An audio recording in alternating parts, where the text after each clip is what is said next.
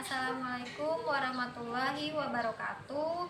Kami dari kelompok 9 ingin mempresentasikan tentang keterampilan dasar mengajar 4. Sebelumnya perkenalkan, nama saya Nur Intan Fadilah beserta rekan saya Cynthia Nurmayanti, Winda Fiana, Santriani, dan Indah Putri Fazia. Jenis keterampilan belajar yang pertama ada mengelola kelas, yang kedua perencanaan pembelajaran mikro, yang ketiga panduan praktik pembelajaran mikro. Selanjutnya kegiatan belajar 1, yaitu keterampilan mengelola kelas. Yang pertama ada latar belakang, yang kedua pengertian pengelolaan kelas, yang ketiga komponen-komponen pengelolaan kelas. Di sini ada latar belakang. Latar belakang sini mengajar adalah proses pengelolaan lingkungan pembelajaran agar berinteraksi dengan siswa untuk mencapai tujuan pembelajaran yang diharapkan. Nah, di sini ada unsur-unsur bagian guru untuk mengembangkan kegiatan pembelajaran. Yang pertama di sini ada proses pengelolaan lingkungan. Yang kedua di sini ada interaksi antara siswa dengan lingkungan. Yang ketiga di sini ada mencapai tujuan pembelajaran. Selanjutnya di sini ada pengertian pengelolaan kelas. Yang pertama di sini ada pengertian. Pengertian ini ada 3. Yang pertama ada pendekatan otoriter, kedua ada pendekatan permisif, ketiga ada pendekatan modifikasi tingkah laku. Nah, selanjutnya di sini ada pengelolaan dan pembelajaran. Pengelolaan kelas, lingkungan belajar adalah upaya yang dilakukan oleh guru untuk menata dan mengatur lingkungan belajar. Selanjutnya ada komponen-komponen pengelolaan kelas. Yang pertama di sini ada model tindakan. Yang kedua di sini ada peran guru, dan yang ketiga di sini ada kebiasaan yang harus dihindari.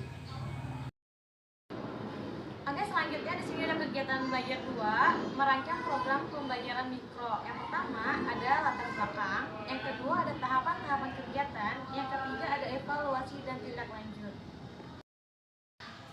Latar belakang, pembelajaran mikro teaching adalah salah satu bentuk pendekatan pembelajaran yang disederhanakan mikro dengan tujuan untuk memberikan pengalaman belajar secara praktis bagi calon maupun para guru berkenan dengan setiap jenis keterampilan dasar mengajar.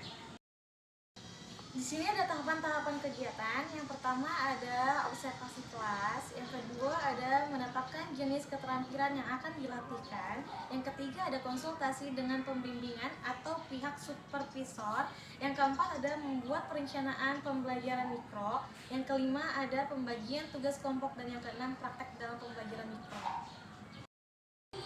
Selanjutnya ada evaluasi dan tindak lanjut.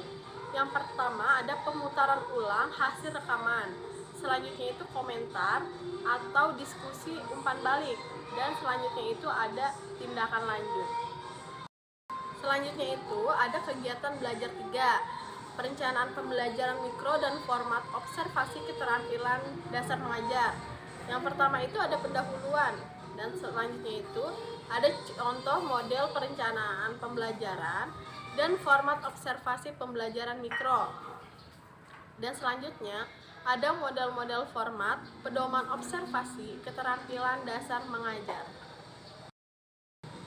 Selanjutnya itu ada pendahuluan. Kegiatan pembelajaran memerlukan instrumen yang akan dijadikan panduan atau pedoman umum untuk melaksanakan proses pembelajaran secara efektif dan efisien.